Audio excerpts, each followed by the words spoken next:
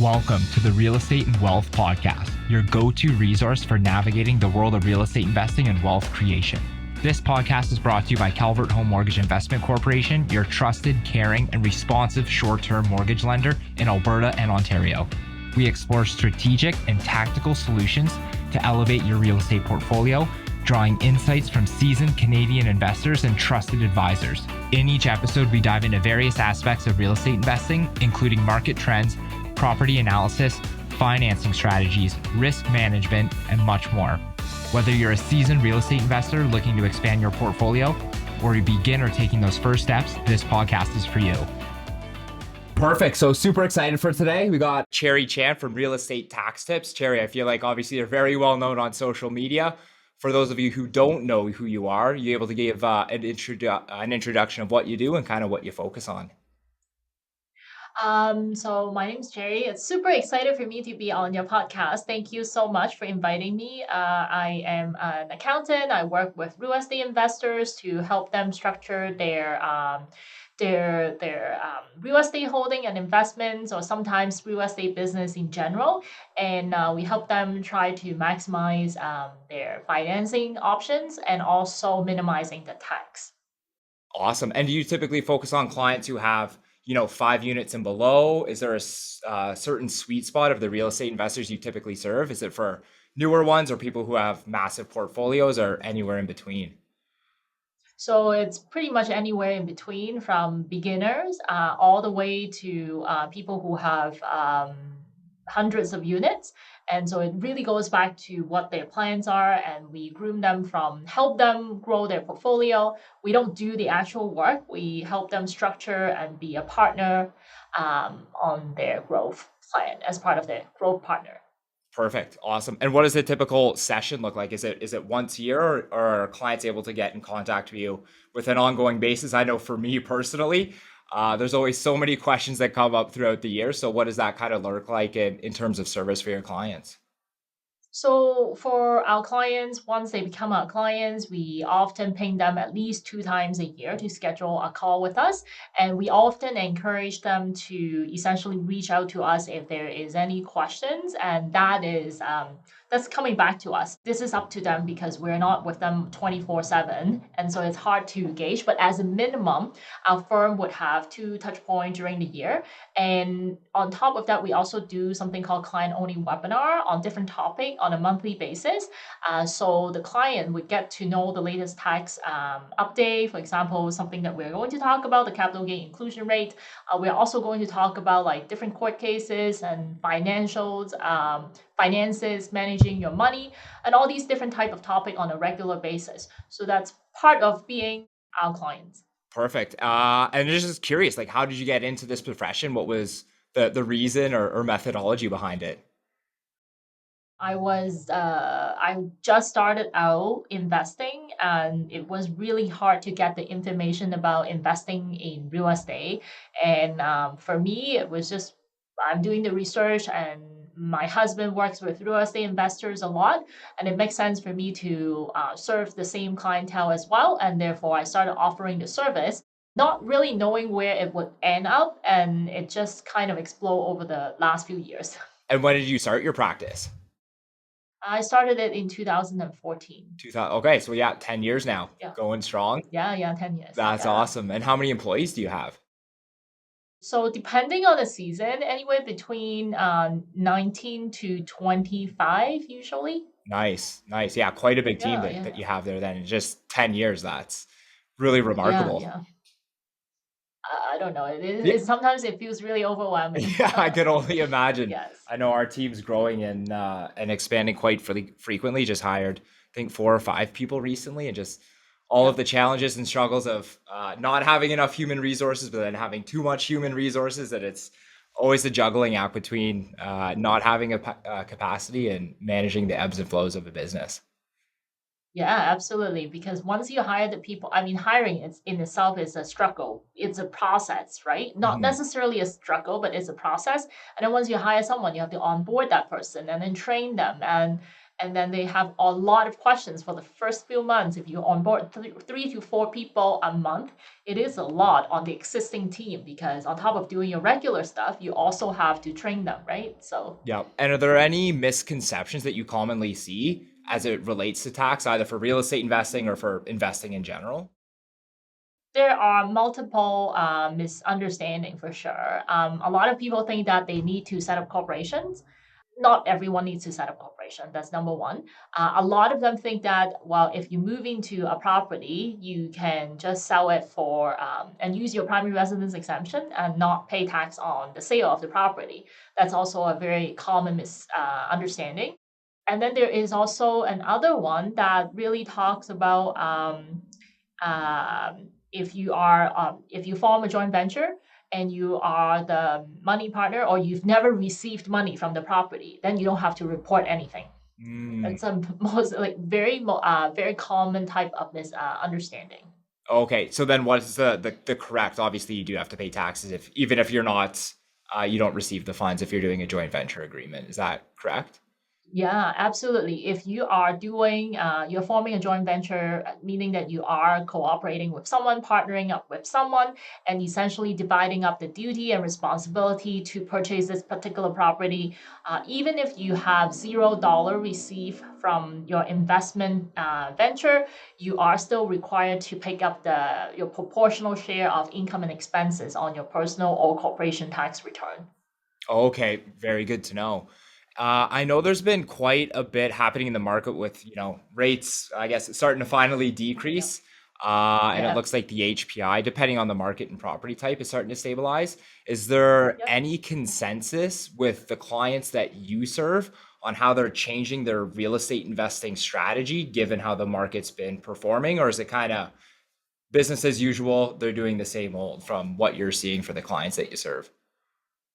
So we see in recent months, especially actually not just recent months, in the last couple of years, we got exposed to a variety of different type of losses. Unfortunately, in the market space, a lot of them are not necessarily related to real estate sale. Mhm. There was some related to just, hey, I bought the property, I really need to cash out. I don't really care. I need to cash out because I can't take the monthly negative cash flow anymore. So I have to cash out, even though it's not in my best interest over the long run. But I can't take it. So a bunch of investors, they are long-term investors. They own houses or condos or apartments or whatever it is, and because they can't do the debt servicing anymore, it's created such a huge negative cash flow and financial stress on their daily lives. They decided to liquidate a portion of their portfolio. And sometimes when they sell it, because they've refinanced multiple times from this particular investment property, after taxes and repayment of the loan, they are really netting out nothing. Or at certain times, they actually have to pay out of their pocket to pay for the tax liability themselves. They don't have enough to Mhm. cover every single pocket that they have to cover. That's one thing. They, on paper, make money, and they probably did, but because they were refinancing aggressively in the past, and now when they sell, they have nothing left in the pile to pay the tax man. So that's one thing that I've seen. The second thing that I've seen, of course, a lot of people are selling at a loss. Yeah. I saw a few investors, clients that we have, they are selling their properties at a loss because they can't take on the additional debt or debt servicing ratio, debt servicing cost on a monthly basis. Now, the last one, not the last one, I have a couple other clients that we work with um, that have lost substantial amounts of money in private lending space, Mhm. and they do direct one-on-one type of promissory note. It's not Yeah. through a license make, and they did it because they trust that person, and those people were on social media, they were on stage talking, but right now they're disappearing. And I saw another client who posted about this couple trying to raise funds to cover the old debt. Right now they're on the brink of essentially going bankrupt or under receivership. Unfortunately, they didn't do the due diligence, and that is what had happened. The last thing that I've seen is a couple of people. did invest in those high profile failure type of transactions was one of them. I have a couple of clients who invested in 2, 3 properties of those. And those are interesting one from a tax perspective as well. For sure, for sure. I'm always Oh, so curious hearing people have a visibility similar to when I started at Calvert, just the stuff you see on a day-to-day basis in order to help make better informed decisions through what you see on a day-to-day basis through other people. Are there yeah. any like learning lessons that you'd advise other people from what you see on a daily basis of the real estate investors that you serve, or just what you see on a day-to-day basis to help people make better financial decisions? I think the biggest thing is do not over leverage. And if you do leveraging, make sure that you have cash on hand as well. I mean, this is the one of the biggest lesson that I have even from my own portfolio as well, right? We recently sold off a few properties, and the goal is just to be able to liquidate and pay down some of our debt, and so that our monthly cost is lower. We are the fortunate one because we have cash reserve, and I need to have the cash reserve to run my business. But majority of the real estate investors out there that are very aggressive and very much about refinancing to the max. Max meaning at the time it could be 80%. If they can push it to 95%, they would want to do 95%. And of course, over the last few years, the market had dropped quite a bit. And some market is 30% down from the top. So if you refinance at the top and now you want to sell, you probably owe the bank more than what you would be able to get in the marketplace, right? So no, not to over leverage is one of them. The second part, I think you can do better at that, a better job at explaining what you would do, because I'm not, I personally am not involved in private lending, right? Yeah. So what I've seen is that a lot of these failed repayment of debt, they are often being done because they met these people at events and not a lot of due diligence, a lot of faith, blind faith is being put onto those people who've been put on stage. And when you're on stage, you naturally put those people on the pedestal. And without really objectively analyzing, hey, is the deal matter? Did I look at Mhm. everything around the deal? Are they over leveraging? And don't chase the return, because a lot of the time they're doing promissory note, and the promissory note is not even being registered on the property. And there could be like who knows how many promissory notes out there because it's not registered on the property, right? So these people could be selling to investor one for $100,000. That same $100,000 promissory note can be sold to multiple people, but each party would not be aware of the other investor that also claim hold these type of promissory notes on the same property because it's not never registered. So all these things, I think combined, all in all, do not be extremely greedy. If Yeah. the return is really high, unusually high, something's wrong. Number two is have cash reserve and don't be over leveraged. Yeah, I know back when the market was super hot, like we were losing a few deals here and there, and people were getting 100% plus reno funds or just 100% loan to value. And people say, well, why would we use you? And it's super tough when you lose out on deals like those. But the companies obviously need policies and procedures in order to mitigate risk, number one, to ensure that obviously, number one, we're still competitive in the marketplace, but we stick to our foundational underwriting policies to ensure that we're not, obviously, to your point, doing due diligence on every transaction and not missing out on the deals that are sound and solid and not overextending too much risk as it relates to other lenders who maybe haven't been in the industry for as long, who are just chasing, to your point, those higher returns. Well, the reality is that you guys have the license as well, so you have the responsibility and due diligence that you need to do. A lot of the people who are doing it on their own, they don't have the license. They have nobody to account to for as well. So naturally, the risk is higher immediately.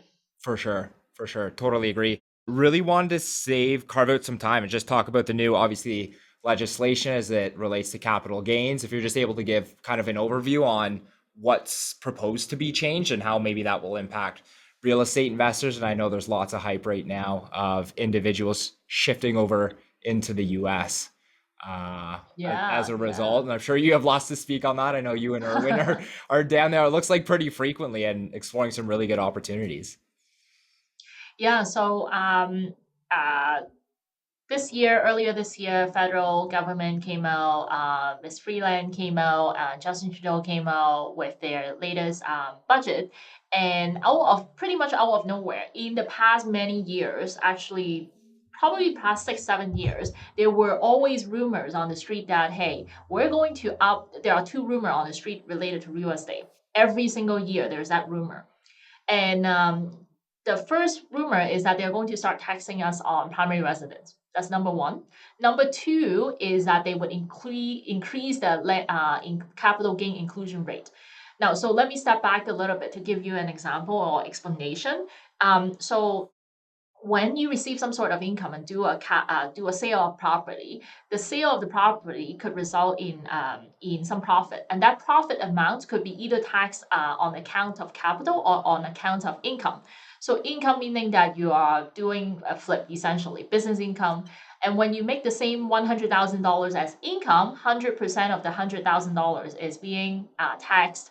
And if your tax rate is 50%, then you need to pay $50,000 of tax. But that same $100,000 profit, if you're earning it on account of capital, essentially long-term investment, you buy it for a long period of time, you rent it out, you're really in it for the rental income, it just so happened it appreciate. Now, you make that $100,000 on account of capital. Under the current rule, and for the last many years, only 50% of that $100,000 is taxable. So instead of full $100,000 being taxed, now you're only paying tax on the $50,000 of it, 50% of the full $100,000. Now, even if you make you're at the highest marginal tax rate, roughly around 50%, then 50% times the $50,000 capital gain, taxable capital gain that you make, you're really paying $25,000 of tax. Versus if you earn something on the income side, you will be paying $50,000. Essentially, it could be double of the tax, if not more. Now, CRA came out, or I should say, our Prime Minister came out, and our Finance Minister came out and said, hey, this 50% inclusion rate is not fair to the people who are working really hard as employee, who are doing business, or like mostly to the employee and middle class. That's how they painted them, the whole legislation. And so we are going to tax the rich. And this whole thing is only going to affect 0.13% of Canadian. And so we're going to increase that capital gain inclusion rate. Instead of 50% taxable, now we're going to make it 2/3 taxable. So this will come into effect for any sale that happened after June 24th of this year. So we're looking at like in a few days, 9 days, essentially. Yes, yeah. So basically in a few days that's happening. Now, what happened is that they are going to increase the inclusion rate. Now, from using the same $100,000 example, if the sale happened before June 24th, $50,000 is taxable. If the sale happened to close after June 24th, so June 25th and beyond, then now you're paying tax on $66,667. So it's quite a bit. And I did some calculation on like example for people who have a accrued gain of like $600,000 or they want to realize it, they need to take action now. It could be tens of thousands of dollars that you're saving by realizing a portion of the gain in before June 25th. And the biggest difference is that they also, during this announcement and also the release of the draft legislation, they also isolated individual tax treatment on capital gain versus capital/trust treatment of capital gain. So they separate the two. In the past, they are exactly identical. Both of them get 50% inclusion rate. Now they're saying that, hey, if you're individual owning properties and you realize capital gain, the first $250,000, they would still give you the 50% inclusion rate. Any capital gain above and beyond that $250,000, you would have to do the 2/3 inclusion rate, and then you pay tax on that 2/3 amount. Now, if you were to own the properties in your corporation, which a lot of doctors, dentists, professionals, and a lot of real estate investors that we work with, because by having those properties inside a corporation, number one, you can have legal liability protection. Number two is because there is a tax preferential treatment, especially for a small business owner. Number three is it's sometimes it is easier to get financing from the big bank. So for all these reasons, they put the properties inside a corporation. And in the past, there is no taxation difference, generally speaking, between owning it in personal name versus in the corporation. Now they are creating this inequality because the $250,000 50% inclusion rate is not available in the corporation setting or trust. So if you have a family trust that own that particular property and you sell it, the family trust would have to report a gain, and it is also a 2/3 inclusion rate immediately from the first dollars on. So as for corporation, so they essentially break this whole principle in that our Income Tax Act is designed upon, which is something called tax integration. You should pay more or less the same amount, regardless of how you own the property. Same amount of taxes, regardless of how you own the property or business. But now they're creating the inequality between the two, and it's really upsetting to see that happening. For sure. I know a lot, quite a bit of rage on the internet and on social media. A lot of uncertain people just quite fed up with the whole with the whole proposal. Are you seeing a lot of your clients just shifting strategies, or to your point, like, or I guess to what I'm seeing, just shifting capital, investing it into other countries as a result? So the funny part is that I published a couple of videos about like my rant on this whole situation. A lot of people like essentially publicly attack me No personally. way. But yeah, like you can go online and see all these videos and the negative comments. But the funny part though is that I have a lot of views on these videos, and when you publish stuff on YouTube, when you click on my video, you would be able to see my older videos pop up as well. And from this whole exercise, the number of views on this YouTube video called Tax Implication on Leaving Canada had shot up substantially. It had gone from 20,000 views to like 160,000 views. Jeez. It's immediately after I published my rant on federal budget, so it was after the federal budget was announced. So it's just showing you in my small sample that there are a lot of people are looking up on how to leave Canada and trying to get a better understanding Mhm. of whether they should leave Canada or not from a tax perspective. Geez, that's wild. Yeah, I know there's lots of hype on it currently right now. It seems like there, yeah, can be some really good opportunities down south, and notice that, and then also a shift to multifamily as well too for the clients that we serve, as opposed to just help fight the battle of trying to get more cash flow versus the single family detached homes in the major urban city centers. Well, the number just doesn't make sense, right? Like when I first started investing, you could make cash flow, or as a minimum, you would be able to break even. Now it's just unless you have like three, four, $500,000 as down payment, at least in the Ontario market, it's almost impossible to get any type of cash flow. And every single month you're supplementing it, right? And Mhm. how much money, how big a pocket, how big is your bank account have to be? Does your bank account have to be in order for you to support that? I know a doctor who's owned multiple, probably close to 20 Toronto condos, and you can imagine the amount of negative cash flow that the couple has to carry. Essentially, a couple that's married couple, both are doctors, and they are making decent amounts. It's just crazy, and they would not be able to qualify for financing because it's huge negative cash flow situation, right? So, and they are having a hard time selling as well at this moment because selling pre-construction or selling condo period in Toronto is not easy. Mhm. So yeah, don't over leverage, diversify. Yeah. Those are all Yeah. the lessons learned. And can you remind me of the changes? Were there any changes to pre-construction in the new legislation? In the pre-construction space, not particularly, not in the Okay. latest federal budget though. What had happened in the last couple of years that they've done a few tax changes every single year. We got busier and busier because of our federal government constantly making changes. what had happened is in 2023, effective January 1st, 2023, if you decide to sell a property that you've owned for less than 365 days, they are they any profit that you make would be 100% taxable. Mm-hmm. So those are the 2 days. Now, why does it relate to pre-construction condo? Some people think that, well, if I typically with pre-construction condo, you would have an occupancy period first. And you felt like you've owned the property for a long time because you've been paying into it. But the reality is the closing doesn't happen until later on. And so some of these people would go out and then immediately sell the property after closing.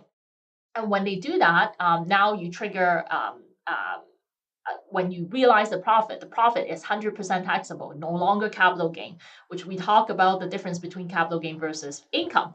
And so it's being taxed as income if you realize that the sale immediately after closing. And that's the reason why pre-construction people, owners, you got to be careful as well. If you're making money, obviously, if you're not making money, that's a different story, right? Mm-hmm. Now, and then previously, prior to that, there was assignment sale changes. The assignment sale changes include the HST is now applicable on all pre-construction assignment sale. You have to charge HST on it, and the HST that you charge on it, it is charged on the assignment fee, so on only the incremental. So if you are buying an assignment for an additional $100,000, you're supposed to pay an additional $13,000 to it. And typically, the buyer may not be willing to pay for that additional $13,000. So if you're the seller, you might have to work that into your own assignment fee and make it inclusive of HST. So those are what we are seeing in the marketplace. Yeah, very good to know. We work with quite a few wholesalers, so that information is definitely relevant. Correct me if I'm wrong. Like if I say I bought a bunch of pre-construction, but I do it in a corp and I sell it, that would be taxed as business income and not capital gains. If you do it, if you do many of them, Yeah. and that's the only thing that you do, chances are they will look at it and evaluate your situation and your profession and the duration of every transaction and the type of financing you're getting. Based on all these facts, then they would make a conclusion. And if the conclusion comes down to, hey, you're operating a business and therefore 100% of the income or profit that you make would be taxed as income rather than capital gain. Okay, and there's no hard and fast rule like you need to do 5, 10 transactions. It's kind of up to a judgment call per se. Yeah, usually what happened was that CRA had become very aggressive over the last few years. They have been taking the second sale of a property as the evidence that you are doing flips Mm-hmm. with your first sale. Mm-hmm. So if you do one and try to get away and report it as capital gain, chances are it's fine because you know what? Like it's just one off. They don't have any evidence. You don't have patterns of behavior.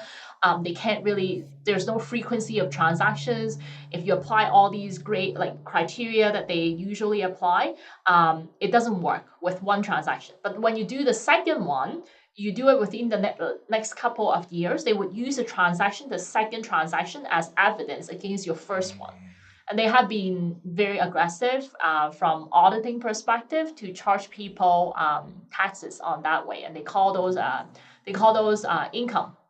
And if you are being dinged on that, even if you lived in the property, you would not be eligible to claim primary residence exemption. Very good to know. Very good to know. Yeah. We have a bunch of people reaching out, like first time flippers, and I'm sure you obviously get this a lot. I know you touched on it before, but like doing it in a corp, not in a corp, for a first time flipper, Yep.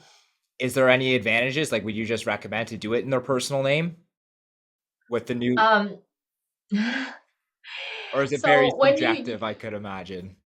if you tell me you're doing a flip, okay, this is 100% just a flip. Yeah. I'm not going to move that in. Then, and depending on the amount of money that you're expecting from to make from that deal, chances are it's better to be putting them in the corporation because when you sell a flip and it is being taxed in the corporation, you only need to pay 12.2% in Ontario. I think it is a lot less in Alberta because you guys have less provincial tax. Mhm.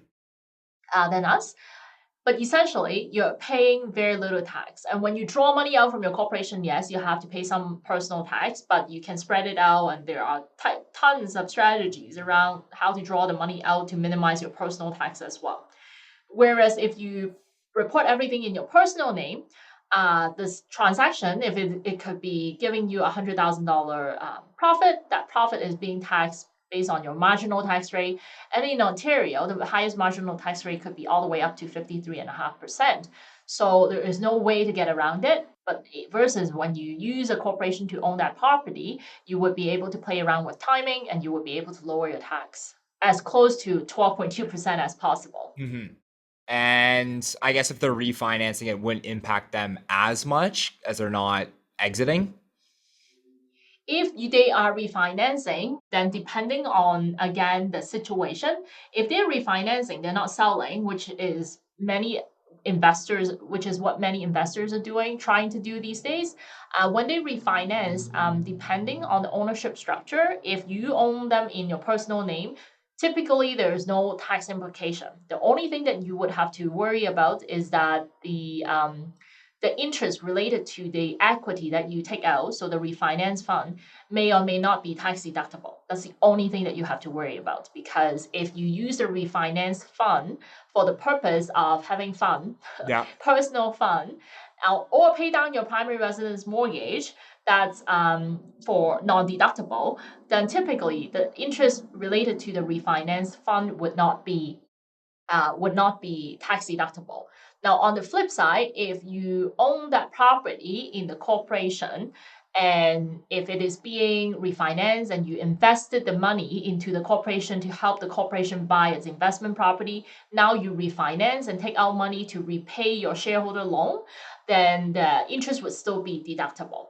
So it really goes back to your particular ownership structure, and tax implication would be coming based on that structure and the individualized situation as well, right? Makes sense. Are there any tools that you recommend for just people to stay organized as it relates to taxes that you find very beneficial in your day-to-day, or that you see people in your network using? So depending on the client, a lot of our clients are smaller organizations, smaller business owners. We do advise our clients to use some sort of software. Like, generally speaking, they're trying to save money, and if when they are trying to save money, they may not be willing to use some of these apps because all these apps cost money. But we do recommend our clients to use something like, for example, HubDoc. It's called Hub as in HUB Hub, and then Doc is just documents. So HubDoc, $15 a month. We use it to take pictures, and it can sync with Google Drive or Dropbox or Microsoft Teams. It saves a copy there, and it could sync with your accounting software as well. It can sync with Xero, it's a Xero company, or it could sync with QuickBooks Online. So it can do part of the bookkeeping for you if you are adventurous enough and know how to set it up. If you don't, then you could just use it as a way to store all your receipt. So it is going to be somewhere, you just sort it, and that's how we use to help our clients. And some other clients, they are already subscribers of, for example, QuickBooks Online. QuickBooks Online also has an app, and you can also use a cell phone to take pictures. The only downside is that it doesn't save a copy on your own Microsoft team. So you have to Microsoft Drive, and you have to download everything if you ever decide to leave QuickBooks Online. Very good to know. Yeah, I'm always curious about other tools, resources that people are using on their day-to-day just to stay organized. I know with AI, there's just been so many tools popping out. Is that what's the poster in the back of your screen there? Is that on AI or Embracing Certainty or what? Or just not just a random poster? Yeah, so this is the magazine that we publish for our nonprofit clients. So we work with real estate investor clients. We also work with many nonprofit organizations as well. And this is an event and magazine that we publish on what they are seeing these days. And one of the theme of the event was AI. Oh, very cool. Very, very cool. Did not know that. Yeah. Very fascinating. Other information on the nonprofits that you help serve? I wouldn't say that it is necessarily related to real estate. What I can say is that I don't want to be negative, but I wanted to say that our government really needs to wake up. Yeah. The nonprofit world is also short funding in terms of what they want to deliver, and their costs also rise, just like all the small business out there. And the problem is that our government is super inefficient at what they do, and so these people are these organizations sometimes are made to serve people, a lot more people than they originally anticipated or they got funding for. And I mean, I volunteer at a local sort of local food bank or kitchen, and they double their people coming into their food bank on a monthly basis. And I have worked with clients who operate this addiction recovery clinic, and they are having lineup, and they can't kick people out.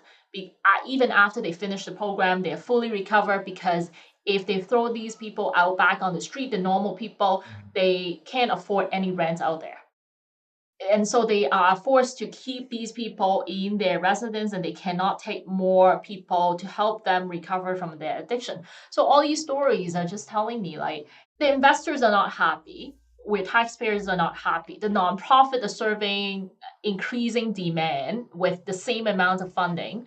Somewhere in the system it is broken, and I don't know what is broken, but it seems like it's really bad on both ends. Yeah, and it almost seems Mhm. like to be progressively, there's a lot more attention and people in just horrible situations is starting to increase at a more rapid pace. So change, yeah, definitely needs to come down the road in order to help serve just everyone within the country. Yeah, yeah, absolutely. Jeez. I think, yeah, we have a few more minutes here left. I know you're quite active on social media. I'm just curious how that's kind of impacted your business, either professionally, personally, and any tips or suggestions you have for people who do use social media. Oh, cool. Great question. Nobody ever asked me questions Really? like that before. I if you are using social media for marketing, social media, just like any other channel for marketing, it is a grind. You have to keep updating it, keep publishing content and everything. The recent publication of my rent on the federal budget made me realize that, hey, if you have an opinion, you are going to be attacked personally. So be prepared for it, and you need to have really thick skin over that. Mhm. Like, you have to stay super positive. I interviewed Erwan on my YouTube channel, and I was a bit skeptical about investing in the US. So I show my skepticism in the video, and there were multiple people commenting, no wonder Erwin is always on the phone, because she's so mean, she's so negative, and it's just, I challenged that person. I responded. I said, like, what, like, does this, like, is your comment going to make the situation any better? Just for the record, Erwin and I have a great relationship, Yeah. and he never responded. But like, these people just gave the comment without thinking, and doesn't think about the consequences. Is it going to help the situation? Probably not. So what's the angle of making that comment? Zero. Other than, hey, I'm just bored and I just needed to express myself somehow, right? But there are a lot of good things coming out of using the social media, especially for marketing, on the YouTube side and on the Instagram side as well. I see a lot of, I am able to reach a lot more people than I would otherwise be able to reach. And I see the negative comment as a way to help me to get to the people, to get the algo, I guess, the whatever algo that's behind YouTube, to think that my video is that useful and push it to even more a wider audience. So I see it as an advantage. I don't see it as a negative thing. So that's why I always try to respond to people, even if it is negative. Yeah, Mm. it's just mind-boggling. All the stuff you see online, and it's just it makes no sense, and people are just trying to bring other people down with no rationale or no logic, and it's just I just find it super bizarre. Like, I know, doesn't do that person any good at all, and definitely not going to make me feel good. So Not sure what the purpose of that statement is, but I mean, it happens, and it's part of being online and put yourself out there. For sure. Anything else you think we should touch on that would be of value, either to real estate investors, tax related, social media, anything in those regards? I think one of the biggest thing that we've despite all these negative comments, negative things that are happening in Canada, there was this new legislation that came out, an announcement that came out September of last year, essentially allowing builders who build 4 units and more, a long-term rental. They would be eligible to essentially claim back all the GST or HST that they pay. And instead of, if you were to build something that's smaller than the 4 units, you build a triplex, what you would have to do is at the time of completion of your long-term rental, you would have to do a self-assessment and pay HST to the government on the fair market value at the time when the property is ready for occupancy. But last year, I think September 14, 2023, they came out and said, like, hey, you don't have to do that anymore if you're building 4 units and up. We will not charge you any HST at the time of completion. And as a matter of fact, if you are applying to get the money back, you would be able to get the HST that you pay to the subcontractor that helps you build your property. And so you actually get an HST refund instead of paying it out of your pocket, which is great news for people who are out there considering building. Maybe after you do the math, it could be more beneficial to build something that's a fourplex instead of duplex or triplex. Very interesting. Yeah, really good to know. Hopefully that incentivizes to obviously develop more housing stock and have some sort of positive impact with just getting more housing supply within Canada. Yeah, absolutely. Perfect. And if people are interested in reaching out, where should they follow you? How should they get a hold of you? Well, as you know, I'm on social media, so you can go to youtube.com, search real estate tax tips or Cherry Chen. My channel will pop up. My handle on Instagram, I think I also have TikTok, but I don't go on TikTok at all. LinkedIn and also Facebook, they're all real estate tax tips. So you would be able to find me, and my website is realestatetextips.ca as well. Perfect. Really appreciate the time and looking forward to next time we can meet you and Erwin in person in Ontario. Yeah, looking forward to that. Come by to our office. Looking forward to it. Have a good one, Cherry. Yeah. Thank you. That wraps up another episode of the Real Estate and Wealth Podcast. Be sure to hit that like button, share with fellow real estate enthusiasts, and subscribe to stay in the loop on all upcoming episodes. Get in touch with the team at Calvert Home Mortgage Investment Corporation by calling them at 1-888-752-4642 or email admin@chmic.ca. The opinions expressed in each episode belong to the individuals featured and do not represent the views of Calvert Home Mortgage. While we provide valuable insights, consulting with qualified professionals ensures that your unique financial circumstances are carefully considered, aligning your investments with your long-term objectives. Calvert Home Mortgage Investment Corporation is not a financial advisor, and we cannot advise you on making investments. There are risks to investing in real estate and the potential that you can lose all of your investment.